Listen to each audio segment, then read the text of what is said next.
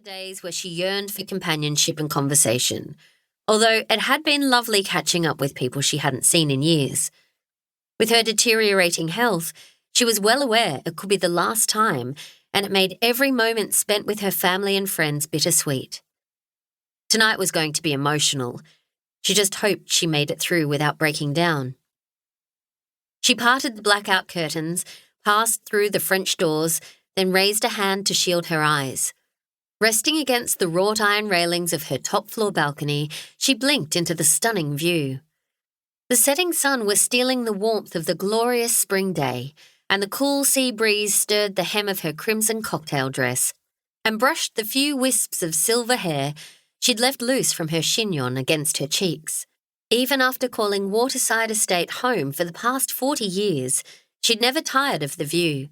How could she, when the only thing separating her from the softly rolling hills of Moonflower Acres was the soothing lap of the turquoise ocean upon the white sand shores of Sapphire Bay? Her hometown was heaven on earth. Her thoughts drifted back. She'd quite often stood here, wondering what her life would have been like if she'd stayed at Moonflower Acres, with her first and, dare she say it, only true love.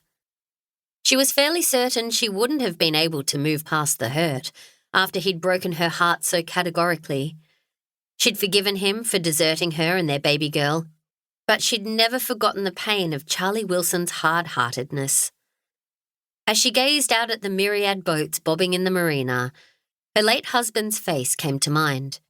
She smiled softly as she reflexively twisted her wedding band. She adored anything to do with the ocean, but Roger Burrows had sadly not shared her passion, his predisposition to seasickness making it all too much. Opposites attract had been the embodiment of their relationship, and the saying had proved to be both a blessing and a curse. They'd had so many contradictions, their taste in music, religious beliefs, even the way they each liked their steak cooked, and yet she'd loved him so. How could she not? Right from the start, when she'd been a broken, guarded young woman, he'd been gentle with her, simply content in her company, and had quickly proven to be a devoted stepfather. And in all their years together, he had never raised his voice to her, not even once. If only they'd been able to have children, maybe there would have been something to fill the many silences that had hung between them, especially in the later years. Shifting her gaze closer to home, she admired the gardens she meticulously tended. What had been a row of tiny plants and buried seedlings all those years ago was now a flourishing display of tropical trees and shrubs, bursting with differing shades of blooms, and her lemon, orange, and lime trees were abundant with fruit. It was a haven for the birds, butterflies, and bees she liked to capture in photos. As with anything in life, consistent love and attention could yield great things. Gardening had always been one of her 3 greatest passions in life, along with dancing and baking. She pondered how much longer she had to enjoy such simple pleasures. A month? A year? Either way, she was going to fight until her very last breath. She still had lots of life to live. Making her way back inside, she eased onto the seat at her mahogany Duchess. Not one for lots of makeup. She applied some lipstick and blush, then brought her fingertips to the crinkles framing the corners of her sea-green eyes. Laugh lines, her darling daughter Hope preferred to call them. Grace liked to agree, even though she knew that though she'd laughed a lot throughout her 70 years, some of those lines were due to disappointments and heartbreak. A knock at the door had her twisting to face it. "Yes?"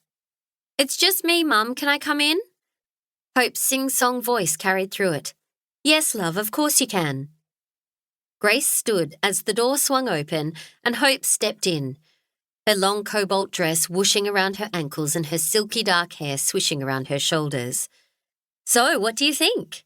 she asked, spinning her arms wide and her blue eyes sparkling. "Oh my, you look—" Hope was, and had always been, the spitting image of her father. As emotions overcame her, Grace's hand came to her mouth and she blinked faster. "Absolutely beautiful." "Oh, thanks, Mum." Her eyes widening, Hope closed the distance and took Grace's hands in hers. "Like mother, like..."